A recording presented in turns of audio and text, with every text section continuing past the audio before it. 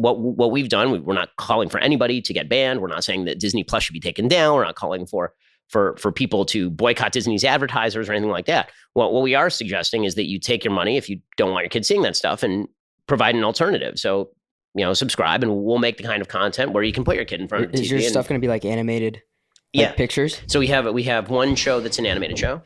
We have a show that was just on the set a moment ago that's sort of a live action Mr. Rogers type show. Okay. And what messages or any political messages in there? No politics. No politics. It's apolitical. It's just straight up the stuff that you were watching when you were a kid or when I was a kid. And stuff that like Mr. Rogers is not political. And Sesame Street is not particularly political. Yeah. And that's the way it should be. I don't understand why my kid has to be hit with politics. Again, I have kids who are 8, 6, 2, and I have one in the womb. And I don't understand why exactly it is the job of Hollywood people who lead lives that I do not approve of to preach their version of morality to my kids. Did you go through that where when your kids saw something and they came to you, or did you just notice? I'm hawkish on this stuff. My kids don't watch anything without me pre-screening it. Got it. I'm very, very hawkish on this. I won't let them read books without me knowing what's in the book. Which is why they tend to read classics.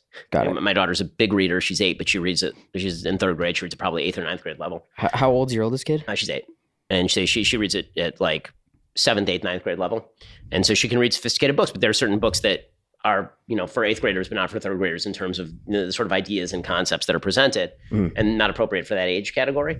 But increasingly, what you're starting to see is this bleeding over into content for very young kids. I mean, I was recently at a bookstore and we were about to get on a flight, and there was a series that she was interested in picking up the book, and it was just a book about dragons or something, one of these magic books about dragons.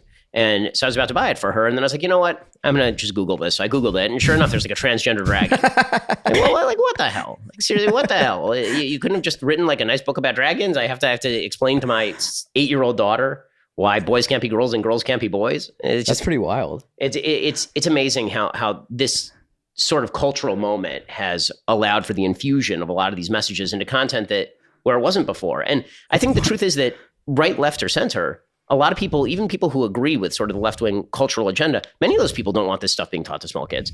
They say, okay, that's stuff for adults or that's stuff for teenagers, and those are conversations we can have with more sophisticated people, which is why what we're doing with kids, I don't think is actually, I think what we're doing is a restoration of the apolitical. I think there's going to be some moderates out there who are like, well, I'm not particularly interested in content for my kids that is preaching, a political agenda. If this is apolitical, then maybe we'll take a look at it.